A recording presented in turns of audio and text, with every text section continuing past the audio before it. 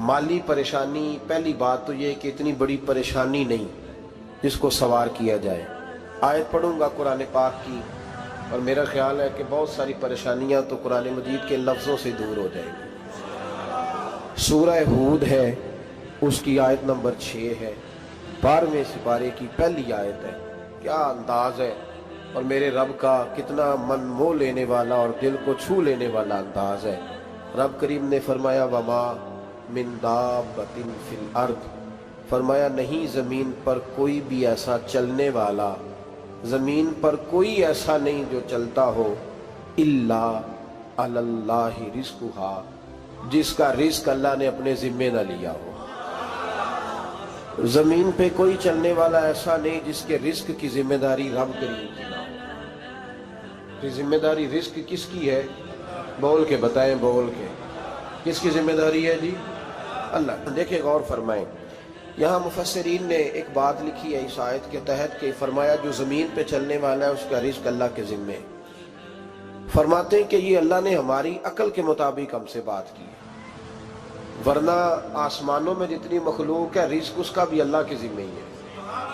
यहाँ जो फिल अर्द के लफ्ज़ है ज़मीन पे, वो हमें समझाने के लिए कि तुमने तो सिर्फ ये दुनिया देखी है ना, तो जिसको तुमने देखा है वो सब खाते अल्लाह का दिया हुआ ही है। तो जो हमने देखा था रब करीम ने उसके मुताबिक हमें समझा दिया।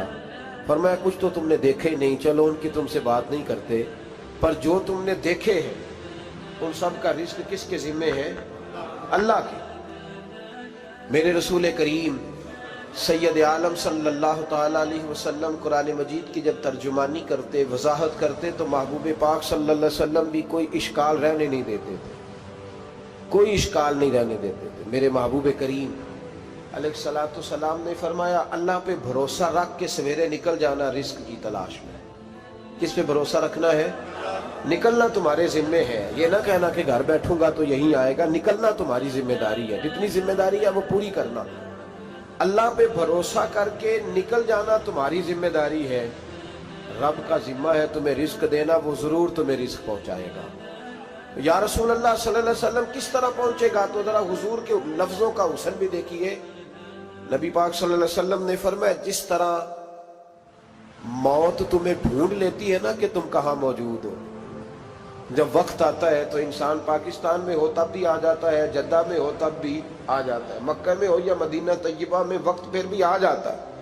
फरमाया जिस तरह मौत तुम जहां भी हो तुम तक पहुंच जाती है ना, इस तरह तुम्हारा रिस्क भी तुम जहां मौजूद होते हो अल्लाह वहां पहुंचा देता है, पहुंचा देता है। तो या रसूल अल्लाह सल्लल्लाहु अलैहि वसल्लम किस अंदाज में?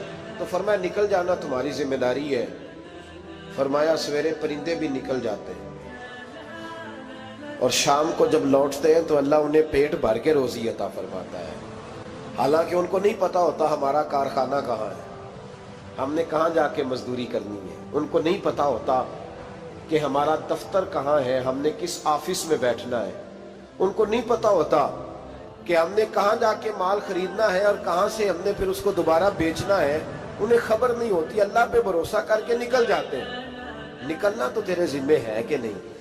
फरमाया वो तू ड्यूटी कर, शाम को अल्लाह जो रब परिंदों को रोजी देता है वो तुझे भी अता फरमाएगा। मैं कहता हूँ सोच कितनी कमजोर है उस आदमी की जो कहता है कैसे मिलेगा। कितनी कमजोर सोच है।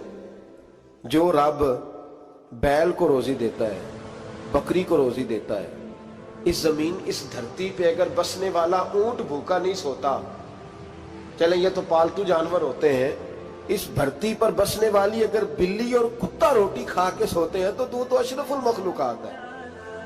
तूने अपने ज़हन में क्या टेंशन पाल लिया है कि नहीं आएगा तो मर जाऊंगा, क्या बनेगा, किस तरह होगा? तू क्यों इतना परेशान हो गया? भाई माली परेशानी सबसे ज्यादा उस बंदे ने ओढ़ ली है जिसकी तवक्कुल की बात कमजोर हो गई है।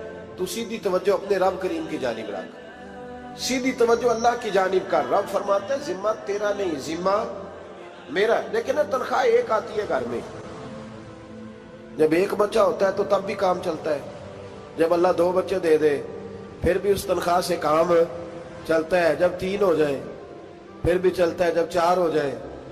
नहीं आप ना भी बोले तो बात तो सही है, बहरहाल काम फिर भी چلے اسی تنخواہ میں سے جب بندہ بڑے بیٹے کی شادی کر کے بہو بیاہ کے لے آئے تو پھر بھی کام چلتا ہے، اور جب اس بیٹے کو اللہ بچے عطا کر دے تو اسی گھر میں، اسی آنگن میں، اسی چھت کے نیچے کام چلتا ہے۔ تو پھر تو مان جانا کہ چلانے والا تو نہیں، چلانے والا کوئی اور ہے۔ پھر تو مان جا کے چلانے والا کوئی تو اس وقت جب تنخواہ تیری لگی تھی تو کہتا تھا ابا ابھی میری شادی نہ کر، میں بیوی کو کیسے کھلاؤں گا؟ تو وہی شخص ہے جس کی چھت کے نیچے پھر 1.5 درجن پوتے بھی پل رہے اور گزارا ان کا بھی ہو رہا ہے۔ تو رزق کا ذمہ کس کا ہے؟ اللہ کا، اللہ کا ذمہ۔ اب ہمیں پتہ ہے پہلی بات تو پریشانی اس لیے اتار دینی چاہیے کہ ذمہ ہمارا ہے ہی نہیں۔ اب دوسری بات یہ کہ ذمہ داری کس کی ہے؟ اللہ حکیم بھی ہے اور علیم بھی ہے، حکیم بھی ہے اور جانتا بھی ہے اور اسے پتہ بھی ہے کہ دینا کس طرح ہے۔ اب ہم پتہ کیا کہتے ہیں؟ کہتے ہیں وہ جو بندہ پجاروں میں بیٹھا ہے وہاں اسے نہیں بیٹھنا چاہیے تھا، اور میرا حق تھا۔ تجھے زیادہ پتہ ہے کہ اللہ کو؟ بول کے بتانا کس کو پتہ زیادہ ہے؟ کیوں جی؟ تو آپ اصل ٹینشن پتہ کب لگتی ہے؟ جب بندے کہتے ہیں نہیں وہ پجاروں میری تھی، میرا حق تھا۔ وہ جب گزرتی ہے نا پاس سے مہران کے تو مہران والا ٹینشن بڑی لیتا ہے، حالانکہ اللہ کو زیادہ پتہ ہے کہ وہ حق۔ ایک بات اپنے ذہن میں یاد رکھ لیں، رٹ لیں کہ جو میرے لیے بہتر تھا میرے رب نے مجھے دے دیا، اور بات ختم ہو گئی۔ بس وصل اچھا ہے نہ فراق اچھا ہے، یار جس حال میں رکھے وہی حال اچھا ہے۔ بس جو میرے حق میں بہتر تھا میرے رب نے مجھے، مسئلہ یہ ہے کہ تو اس پہ راضی ہونے کو تیار نہیں۔ حضرت علی کرم اللہ تعالیٰ وجہ الکریم نے میرے نبی پاک کی ایک حدیث بیان کی ہے، اور جناب علی جب یہ حدیث بیان کیا کرتے تھے تو حضرت مجاہد فرماتے ہیں یوں لگتا تھا کہ جیسے حضرت علی ہمیں ہر پریشانی سے نکال رہے ہیں۔ مولا علی شیر خدا رضی اللہ تعالیٰ عنہ فرماتے ہیں کہ مجھے میرے نبی پاک صلی اللہ علیہ وسلم نے ایک طریقہ دیا تھا ٹینشن فری ہونے کا۔ آپ فرماتے ہیں مجھے تو بڑا راس آیا ہے، تم بھی اگر کر لو گے تو تمہیں بھی فائدہ دے گا۔ کہا وہ کیا؟ حضرت علی کہنے لگے محبوب علیہ السلام نے فرمایا تھا لوگوں تم اللہ کے دیے ہوئے تھوڑے رزق پہ راضی ہو جاؤ، وہ تمہاری تھوڑی عبادت سے تم سے راضی ہو جایا کرے گا۔ بس تم 2 نفل بھی پڑھو گے تو اللہ راضی ہو جائے گا، تم 1 رکوع بھی سویرے اٹھ کے پڑھو گے تو وہ راضی ہو جائے گا، وہ تمہارے 313 درود شریف سے راضی ہو جائے گا، تم اس کے دیے ہوئے تھوڑے رزق سے راضی ہو جاؤ۔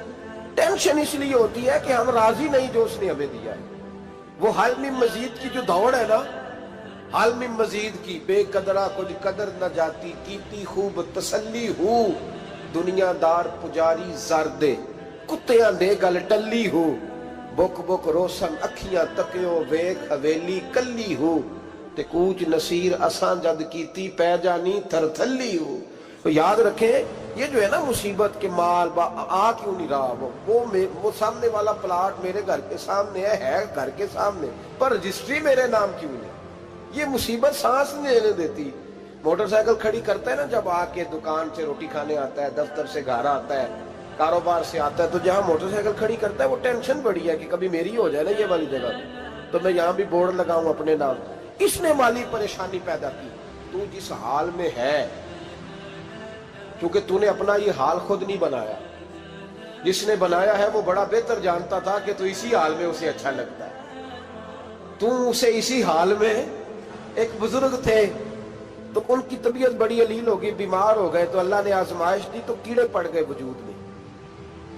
ایک کیڑا یہاں سے کھا رہا تھا، اللہ والے بڑے راضی رہتے ہیں اس کی رضا پہ، تو کیڑا یہاں کھا رہا تھا تو نیچے گر گیا، تو بابا جی نے اٹھا کے پھر وہاں رکھ لیا، کہنے لگے جب اس نے تیری ڈیوٹی مجھے کھانے کی لگائی ہے تو میں اس بات پہ راضی ہوں، تو نیچے کیوں گرتا ہے؟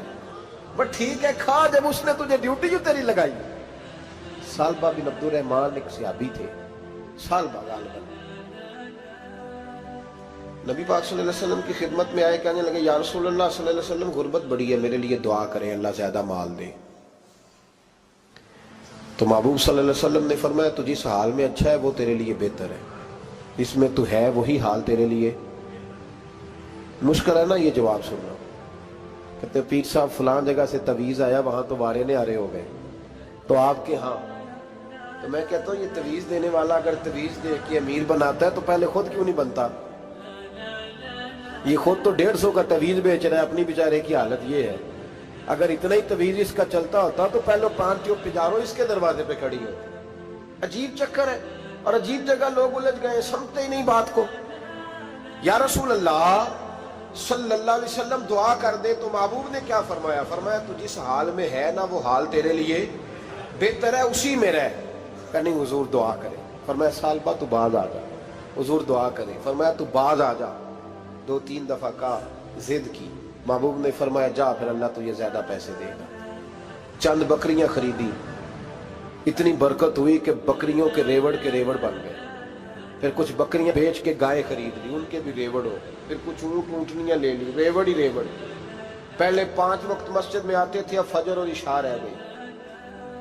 پھر مال زیادہ ہوا تو مدینے شہر میں کوئی جگہ ہی نہیں، مدینے سے باہر حویلی خریدی، پھر جمعہ ہی رہ گیا۔ جمعے کے جمعے آتے، زکوٰۃ کا حکم آیا۔ میرے نبی کریم علیہ السلام نے حضرت ابو ہریرہ کو بھیجا، فرمایا جا اسے کہہ تیری زکوٰۃ بنتی ہے 2.5%۔ 10 کروڑ روپیہ ہو تو کتنی زکوٰۃ بنتی؟ بھئی 1 کروڑ کی 2.5 لاکھ ہوئی نا، تو 10 کروڑ کی کتنی ہوئی؟ تو بڑی مصیبت ہے جب بینک سے میسج آتا ہے نا کہ 25 لاکھ نکل گیا تیرے اکاؤنٹ سے، بہت بڑی مصیبت، بڑی ٹینشن ہوتی ہے۔ ایک صاحب میرے پاس آئے، ان کی زمین اچانک مہنگی ہو گئی، اچانک پہلے کچھ 15-16 لاکھ کی ایکڑ زمین تھی، پھر وہ کروڑ کی ہو گئی۔ تو میرے پاس آئے، کہنے لگے وہ 10 کروڑ روپے بنتے ہیں تو زکوٰۃ، تو میں نے کہا آپ نے کیا کیا؟ زری زمین پہ عشر آتا ہے، اس پہ زکوٰۃ نہیں آتی، تو آپ نے کیا کیا؟ کہنے لگے وہ کچھ سوسائٹی کے رول کے مطابق میں نے فائلیں وغیرہ لے لی ہیں، اب میں نا کبھی موقع آئے گا تو ان کو بیچوں گا۔ تو میں نے کہا اب تو آپ کا یہ مال ہو گیا بزنس کا، تو اب تو اس پہ زکوٰۃ آئے گی۔ 10 کروڑ پہ جب 25 لاکھ سنا تو کہنے لگے فوراً دینی پڑتی ہے کہ تھوڑی تھوڑی سے بھی کام چل جاتا ہے؟ تو میں ان کا چہرہ دیکھنے لگا، میں نے کہا نہیں وہ تو آپ کو پتہ ہے، ویسے حضرت عمر فرمایا کرتے تھے بانٹ کے نہ دو، کوشش کرو کسی ایک کوئی دو، چلو کسی کا تو کچھ بن جائے، تو ایک کوئی دینی چاہیے۔ کہنے لگے تو مطلب یہ ایسا ہی حکم ہے؟ میں نے کہا آپ کسی اور سے تحقیق کر لیں۔ اب یہ بھائی لیتے وقت نہیں تجھے ٹینشن ہوئی کہ 15 لاکھ کا کروڑ ہو گیا، تو اس وقت کبھی تو نے کہا کہ یا اللہ، تو یہ کیسی سوچ ہے مسلمان؟ کس طرح کا اس کا؟ ہمارے ہاں جب کسی آدمی پہ حالات خراب ہوتے ہیں نا تو سب سے پہلے وہ اس طرح کرتا ہے کہ جو میں کہیں اللہ کے رستے میں دیتا ہوں پہلے اسے بند کروں۔ جس رستے تجھے آ رہا تھا پہلے تو نے وہ رستہ بلاک کیا۔ حضرت اسماء بنت ابی بکر صدیق کہتی ہیں میں حضور کو مسجد کے لیے، ادارے کے لیے، صحابہ صفحہ کے لیے کچھ دے رہی تھی، تو میں نے گننا شروع کیا تو حضور مسکرانے لگے۔ حضور مسکراتے کیوں ہیں؟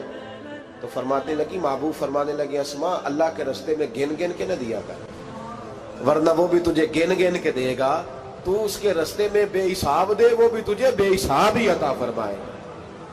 لیکن پہلے یہ والا پہلے دروازہ بند کرو، یہاں سے پیسے ختم ہو رہے ہیں، تو اس طرح کرنا بھائی۔ اس دفعہ سوٹ ذرا گرمیوں والے نہ خرید، لیکن جو تو اللہ کے رستے میں دے رہا ہے اسے دیتا رہے، لیکن ہم اپنا نقصان کرتے ہیں، زیادتی کرتے ہیں اپنے ساتھ۔ میں نے آپ کو پہلے بھی بتایا تھا پیار کی بولی ہے، پھر بولتا ہوں۔ ایک بڑے بڑے پیار والے دوست ہیں، ایک دفعہ مجھے کہنے لگے کہ آپ کئی دفعہ اعلان کرتے ہیں تو مجھے اچھا نہیں لگتا، اور آپ ادارہ بھی بہت زیادہ بننے والا ہے، بڑی چیزیں میں دیکھتا ہوں جو ہوں تو بڑا نظام اچھا ہو جائے، آپ دعا کریں اللہ مجھے پیسے دے تو میں بڑے سارے خرچ کروں گا اس کے رستے میں۔ تو میں نے کہا یا اللہ اسے 10 کروڑ دے، یہ 9.5 کروڑ تیرے رستے میں دے دے گا۔ تو چپ کر گیا، جس طرح آپ نہیں کر گئے سارے، چپ کر گیا وہ بھی۔ اس نے کہا جی نہیں جی انشاءاللہ کریں گے۔ تو میں کیا پلیا جی تے دعا پہ ہوں دیا، ابھی تو وہ آئیں گے تو تب دیکھی جائے گی، تو یہیں اڑ گیا ہے۔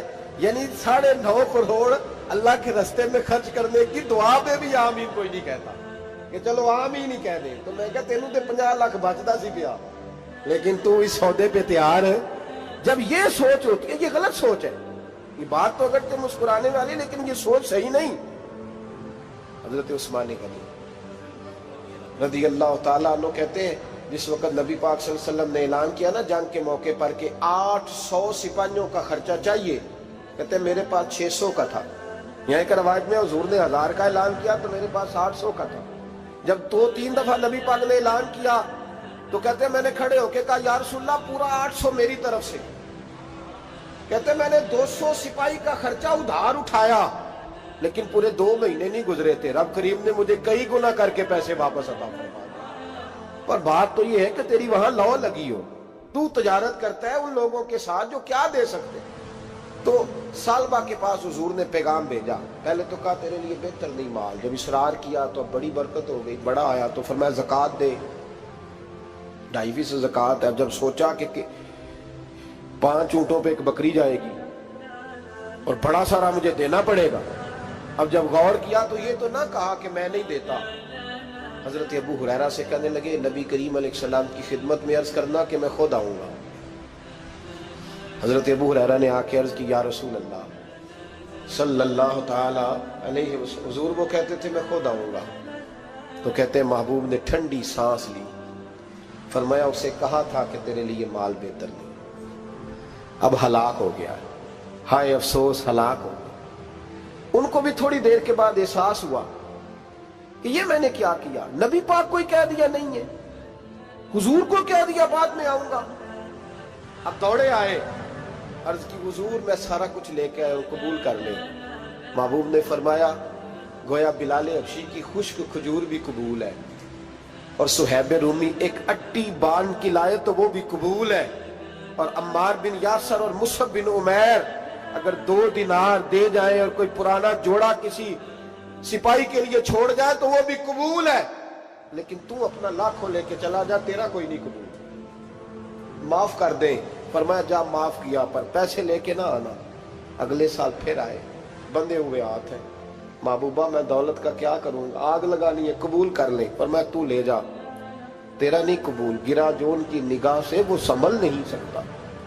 حضور نے وصال ظاہری کیا تو جناب صدیق اکبر کے پاس آئے، لاکھوں کا مال، ابو بکر قبول کر لو، تو جناب صدیق اکبر کہنے لگے اس کا کر لو جس کا نبی نے نہیں کیا، چل جا کوئی نہیں چاہیے۔ حضرت عمر کے زمانے میں قحط پڑ گیا، بارشیں نہیں ہوتی، غلہ نہیں ملتا، حالات خراب ہے، مالی طور پہ بحران آ گیا، غربتیں، مجبوریاں، تکلیفیں، آ کے روئے، عمر میرا قبول کر لو، مجھے معافی تو مل گئی تھی نا۔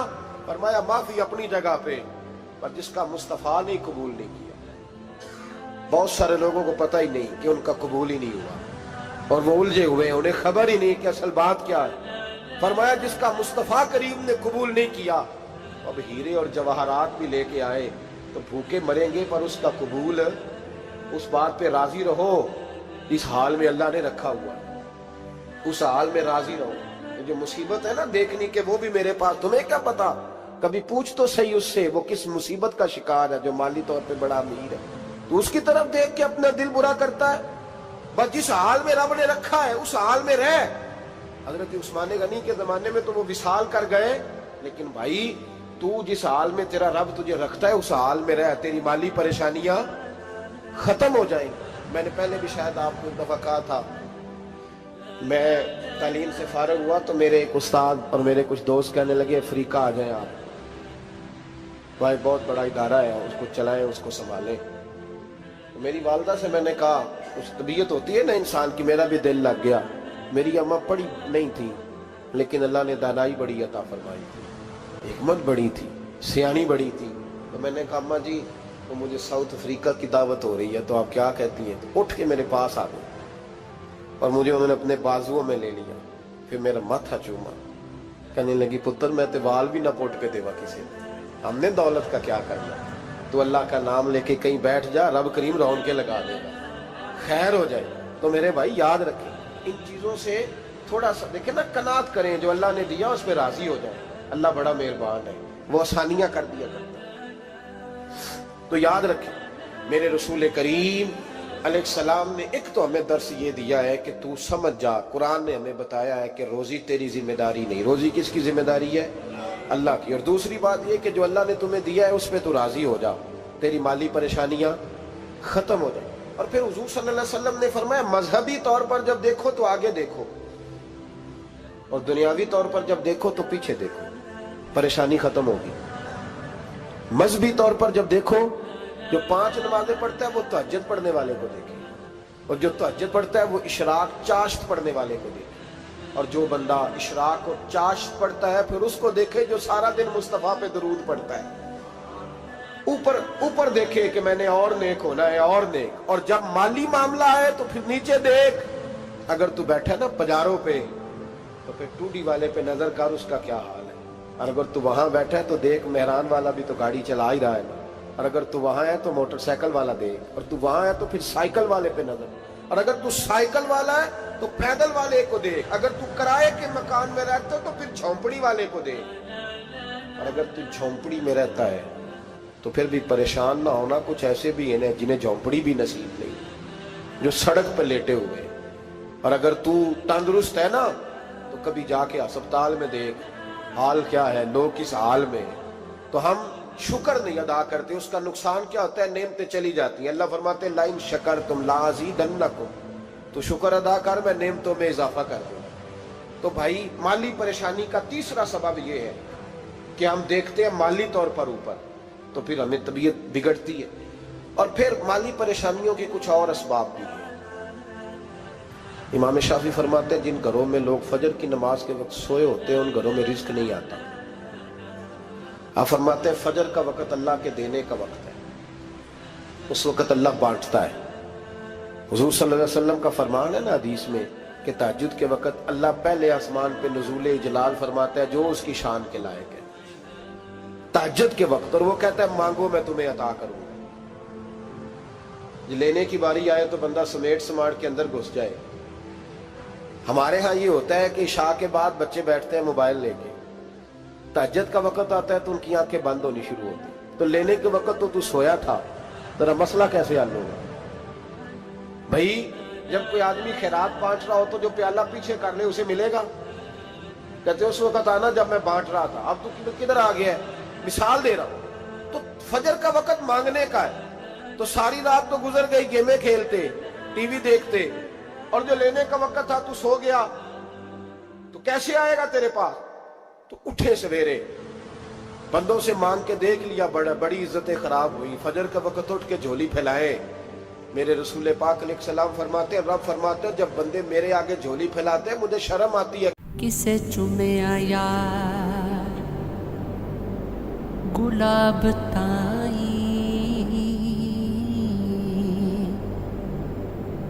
किसे जाके कलीनो चुमे आए, किसे चुमे यार दी चौखटनो,